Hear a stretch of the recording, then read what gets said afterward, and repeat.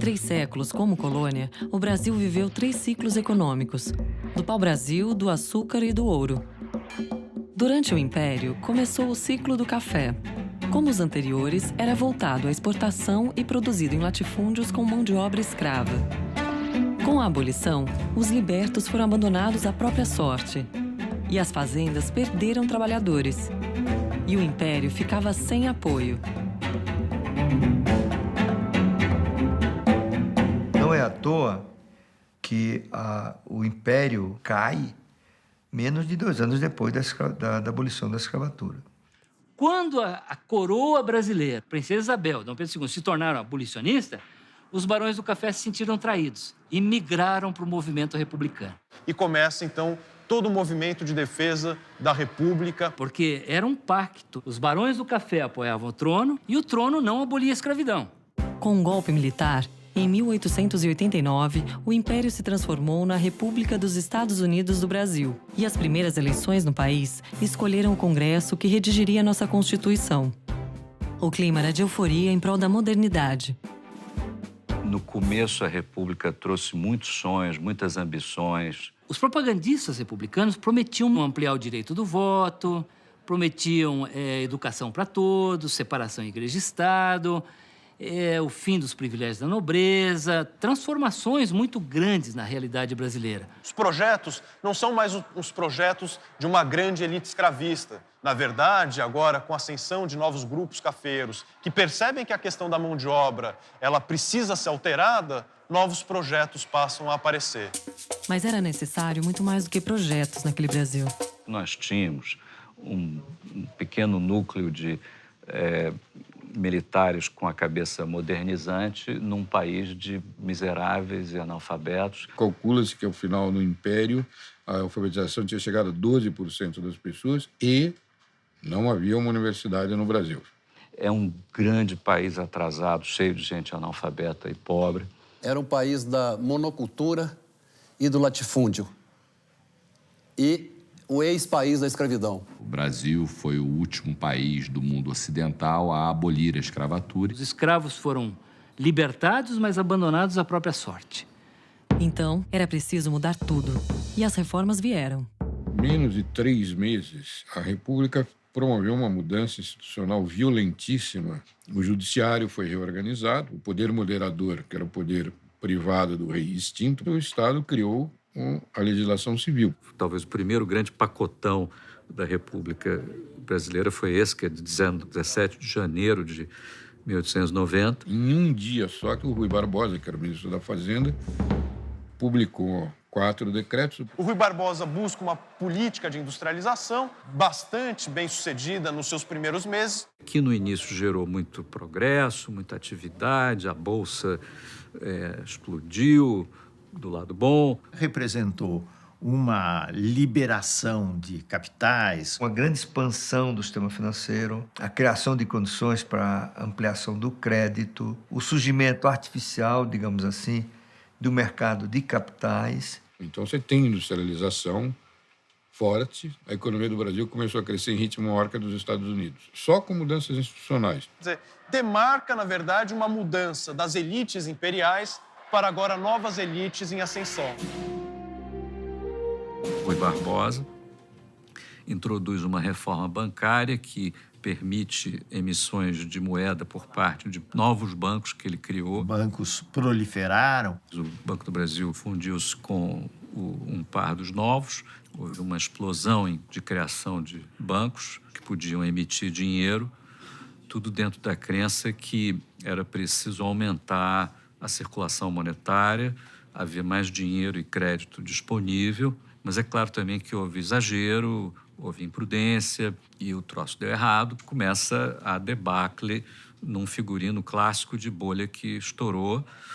E o estouro da bolha ficou conhecido como o encilhamento, o episódio. Que vai caminhar num processo de inflação e de desvalorização da moeda. O país tropeça nas suas próprias pernas, temos uma crise financeira, uma crise bancária, crise cambial, crise fiscal. O PIB caiu cerca de 7% ao ano, em meio a uma grande crise bancária. O período todo da segunda metade da década de 90 é um período de crise e resolução de problemas de bancos e empresas quebradas. O velho Banco do Brasil, caput, quebrou. Essas crises rapidamente fizeram frustrar os sonhos maravilhosos represados durante tanto tempo pelo Império. As promessas de liberdades civis feitas pela República não aconteceram.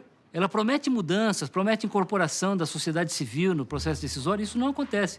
É uma república autoritária, então essa é uma república que promete muito e cumpre pouco.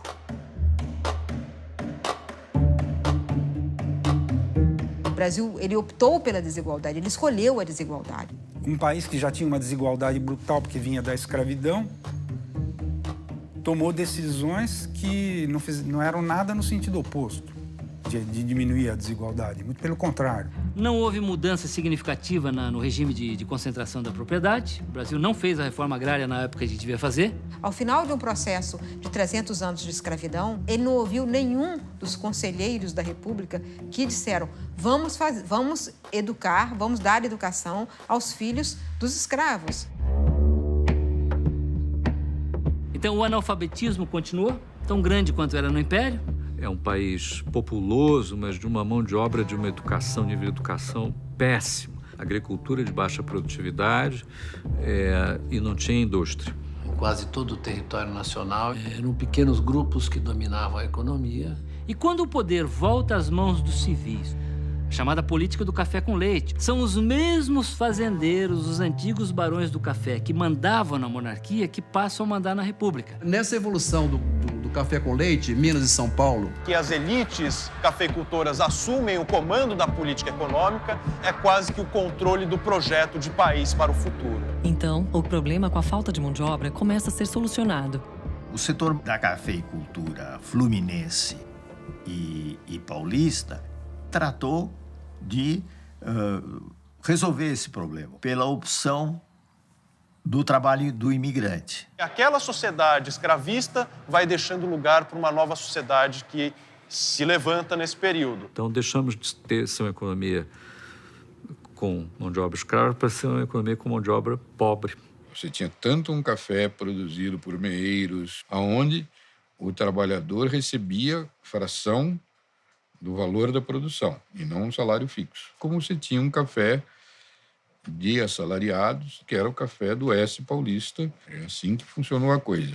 Havia essa possibilidade do subsídio do imigrante, com a concessão de passagem, possibilidade de pequenos empréstimos, enfim. Realmente era uma oportunidade grande para eles, né? E o Brasil importa quantidades monumentais de imigrantes, e não é por acaso que o grande território de chegada dos imigrantes é São Paulo, onde estava a indústria a produção de café.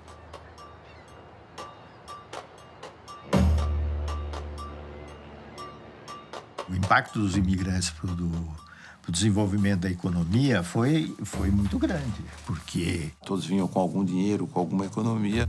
Conseguiram, ao longo do tempo, obter terras. Isso foi no fim do século XIX. Foi quando meu bisavô veio também da Itália para cá. Todo o interior de São Paulo, nessa época, tem um crescimento muito grande. Sem sombra de dúvida, a qualificação no trabalho da mão de obra dos imigrantes era muito superior ao dos escravos, né? A economia começou a ficar mais eficiente, né? Uma grande maioria dos que puderam sair do campo para as cidades em formação trataram de fazer isso. A gente também, com iniciativa, ele começa a ver oportunidades em que os outros não vinham.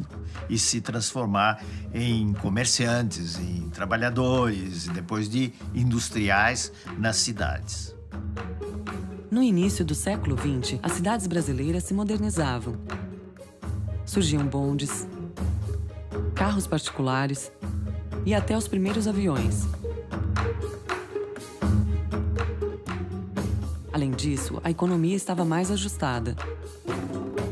O Joaquim Murtinho fez talvez o primeiro grande plano de estabilização da economia que arrumou, vamos dizer, essa confusão toda que foi criada nos primeiros anos da República. O Brasil já vinha realizando um lento processo de industrialização. Especialmente no estado de São Paulo, boa parte dela associada à riqueza gerada pelo café. Como o café estava se desenvolvendo muito, né, surgiu um mercado interno importante aqui em São Paulo e no Brasil, e graças a isso, então, foi possível se começar a industrializar o Brasil. Ainda assim, era o café que mandava no país. O café era o rei da economia, era o campeão de geração de renda. E mais do que isso, a renda que possibilitaria as importações brasileiras. Dr. Goudin tinha inventado uma frase que era correta. No Brasil, café é câmbio. 60% da renda era formada pelas rendas alfandegárias de importação e exportação. Isso quer dizer que a exportação ela é fundamental porque ela gera divisas que são gastas pelo Estado ou nas importações de produtos ou no próprio financiamento do Estado. Por isso, busca-se, ao longo da Primeira República, justamente garantir que o café permaneça com um papel importante no mercado exterior. O preço não caia, há uma sucessão de planos de valorização do café em detrimento a outros produtos. O Brasil passou a recorrer mais a empréstimos dos bancos ingleses, particularmente os empréstimos associados à defesa do preço do café. Embora Henry Ford, nos Estados Unidos, já tivesse criado a linha de montagem, o Reino Unido continuava sendo a maior potência mundial e ampliava suas colônias na África e na Ásia. E muito mais poderosas, e aí então tiveram condições de reduzir a condição de colônia os países da Ásia e da África. Além dos capitais e dos produtos europeus, a arte e a cultura do velho continente também influenciavam todo o mundo. Era a Belle Époque. Então, construção de grandes prédios, de grandes teatros. Era um Brasil que caminhava para uma urbanização, que caminhava para a incorporação de padrões econômicos modernos para eles. É um período onde o mundo progride muito. E progride de um jeito contemporâneo, através do que a gente hoje chamaria de globalização, mas que na época era um arremedo disso, chegando a um ápice em 1914, a Belle Époque, onde a sensação de progresso talvez tenha sido a maior de todos os tempos. E o grande motor desse progresso foi o comércio e a inovação. Com a globalização, ocorreria também um horror global, a Primeira Guerra de proporção mundial. Como batalhas na Europa poderiam afetar a economia brasileira?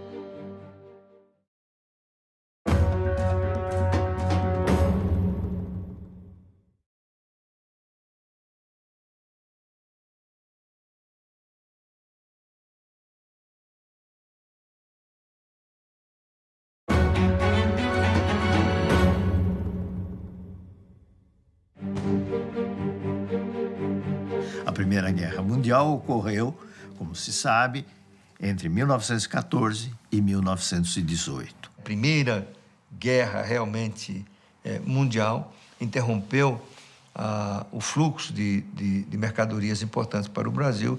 Os preços subiram, não havia garantia de regularidade de entrega.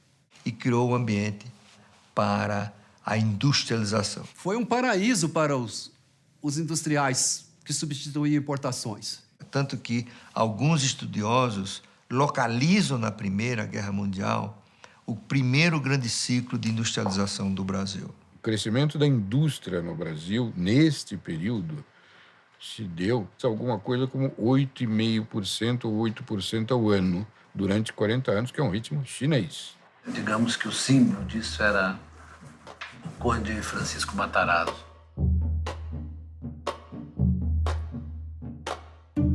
Era uma época em que o Brasil importava até arroz e banha de porco. Grande parte do que era importado podia ser substituído de forma competitiva por quem tivesse um mínimo de condições e talento para fazê-lo. E Matarazzo percebeu isso. Francesco Matarazzo chega ao Brasil em 1881. Começou com venda de banha, né, e foi ampliando as suas atividades para outros campos. Ele morre com 82 anos e tinha mais de 400 empresas. Era a quinta fortuna do planeta e italiano mais rico do mundo. Um mundo que mudava muito. No início da guerra, a Alemanha expandiu seus territórios. Quando ela terminou, surgiram diversos países. Em 1917, revolucionários russos derrubaram o czar e o país se transformou na União Soviética Comunista. E com o final da guerra, os Estados Unidos se tornaram o principal provedor de produtos e capitais para a reconstrução da economia europeia. A Primeira Guerra transformou o mundo. O mundo antes de 1914 era um mundo muito mais organizado e onde ainda se sustentava a ideia do ouro como uma moeda. E como ele é destruído, a visão da economia global em 1918, finda a Primeira Guerra, é que tínhamos o caos. A Primeira Guerra Mundial gerou desequilíbrios enormes. E você teve várias hiperinflações, mais famosa delas na Alemanha. Não se consegue, depois de fim da Primeira Guerra, recuperar o mesmo nível de dinamismo que a economia global teve naquele momento. E foi também quando terminou o padrão ouro. O padrão ouro foi um regime monetário que perdurou de uma maneira quase ininterrupta do século XIX até a Primeira Guerra Mundial. A virtude, vamos dizer assim, estava na ideia de que a moeda era o ouro e que todos os países deviam ter moedas conversíveis em ouro. O ouro é estável, né? O único bem real que se consegue ter expressão financeira. E os bancos centrais, os governos, se comprometiam a trocar aquela quantidade de moeda por aquele ouro, né, que estava guardado em seus cofres. Então ele tirava esse ouro, que era lastro da moeda dele, e deveria pagar, entregar para os seus parceiros internacionais. Era fácil fazer a relação entre uma moeda e outra através da quantidade de metal. E, a partir daí, você tinha essas taxas de câmbio entre os países, né? Essa história do ouro como moeda, na medida que o mundo vai ficando maior e mais sofisticado, vai se tornando uma dor de cabeça imensa. Em moeda, a questão da confiança é fundamental. No caso de uma moeda internacional, tem a ver com o quê? Com, primeiro, confiança nas instituições daquele país emissor daquela moeda. A moeda é uma instituição social. Então, ela começa dependendo da confiança que você tem. Você também vai aceitar, porque sabe que o outro vai aceitar. Porque você, de fato, tinha confiança, aquele papel tinha um lastro, um cofre, em algum banco. O fato de um pedaço de papel poder valer muita coisa depende de convenções dos homens, depende de uma certa mágica. Nós todos aceitamos. Até a Primeira Guerra Mundial, a libra esterlina reinava sozinha. Por quê? Porque a Grã-Bretanha era a grande potência política e militar e econômica também da época. Tinha um grande império, mas também era um país que tinha uma tradição de gestão monetária, um país cuja moeda tinha uma grande credibilidade, né? No final da Primeira Guerra Mundial, os Estados Unidos eram o grande credor líquido, tanto da Inglaterra quanto da França, né, que eram países vencedores do ponto de vista da guerra, mas perdedores do ponto de vista econômico. Então, o dólar se tornou a moeda internacional, assim como a libra esterlina o foi no período do pré-guerra, né? Ela tem como lastro a maior economia do mundo, né? Terminada a guerra, começam os anos 20, também os anos de expansão do capitalismo e tudo, né? Os anos 20, em particular, são alguns períodos particularmente prósperos ou ricos que dão a impressão do país ser mais dinâmico, talvez, economicamente, do que ele realmente era.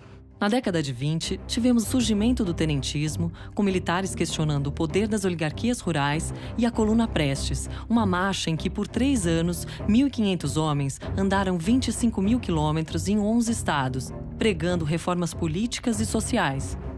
Às vezes as pessoas se enganam por conta da vitalidade cultural brasileira. O desempenho econômico nesses 40 anos da Primeira República foi muito ruim, ligeiramente melhor do que o Império, mas ainda muito ruim. Todo esse século da independência até ali foi um século onde nós começamos atrás dos Estados Unidos, da Argentina, da Europa, muito atrás e acabamos mais atrasados ainda. Portanto, do ponto de vista econômico, é um período de frustração. Claro que teve muito progresso institucional, cultural e do ponto de vista da economia, foram colocadas as bases para o que veio a seguir. Arrumamos o sistema bancário, organizamos um pouco mais o mercado de capitais, a economia diversificou um pouco relativamente ao café, mas faltou a faísca, e a faísca talvez tenha vindo com a urgência criada pela Grande Depressão, pela crise de 29. Em 29, explode a crise de 29, a crise do capitalismo mundial. O que efetivamente ocorre é que a Bolsa de Nova York, em 1929, ela quebra. Isso quer dizer, as suas ações elas começam a cair de maneira muito violenta e, com isso, vários negócios que dependiam dos valores pautados pela Bolsa começam a cair. E isso quer dizer, todo negócio americano que dependia, então, dos financiamentos de bancos, da economia que passava pela Bolsa, começa a ter um cenário de crise. O Banco Central americano reagiu muito mal. Em vez de salvar os bancos e evitar a crise sistêmica, resolveu assumir uma posição radical de não colocar um tostão em nenhum banco para não ajudar ninguém. Coisa que muita gente fala que devia ter sido feita em 2008. Pois é, então, isto gerou uma crise que foi se aprofundando em um pânico bancário. Os bancos foram morrendo, bluff, um atrás do outro, e numa escala global, inusitada. Em questão de 1 ano a 2, quebraram cerca de 10 mil bancos nos Estados Unidos. Houve uma contração violenta do crédito, a atividade econômica diminuiu também dramaticamente. Dos Estados Unidos, essa crise vai se espraiando para todas as outras economias que dependiam dos Estados Unidos. Causando uma contração monetária global sem precedente, em escala mundial. O comércio internacional foi reduzido a 1/3 em 2 anos. E os efeitos reais sobre o emprego foram também avassaladores. Você teve um aumento muito grande do desemprego. E o mundo inteiro sofreu dramaticamente. Ela ocorre num momento de extrema vulnerabilidade em vários países que vinham fazendo sacrifícios imensos para manter-se no padrão ouro, como a própria Inglaterra. E a coisa foi ficando pior. A crise de 29, como nós para o Brasil foi uma tragédia. Porque os países exportadores pararam de importar os produtos brasileiros. Os preços do café declinaram e a atividade agrícola, então, ela declina. E o café, essencial à economia brasileira, o rei da economia brasileira, entra numa crise sem paralelo. Excesso de produção, preços excessivamente baixos. O que valia 200 passou a valer 20. O preço já não pagava sequer o saco. A queda na exportação de café acumulou estoques de café. E aí o governo acaba por ter que intervir. O governo brasileiro passou a fazer grandes compras de café, para depois queimar. Porque enterrado ele destruía a terra. Você tinha que queimamos 40 milhões de sacas de café. Então, a crise do café, ela secou o balanço de pagamento, porque a receita de divisas caiu brutalmente. A nossa capacidade de compra tornou-se mínima. Esse foi um momento de grandes mudanças da estrutura do capital no país. A oligarquia do café, com o produto nessa situação, e quase todos de pires na mão, não tinha mais também o poder político que havia anteriormente. Nós chegamos em 30, um país muito pobre, tinha educação, uma população de gente pobre, analfabeta, com poucas oportunidades, não tinha nada que favorecesse o empreendedorismo, não tinha sistema financeiro, era um país pobre, primitivo e despreparado para o crescimento. O que seria do Brasil com sua economia quebrada, com a economia mundial em frangalhos e sem esperanças de se renovar?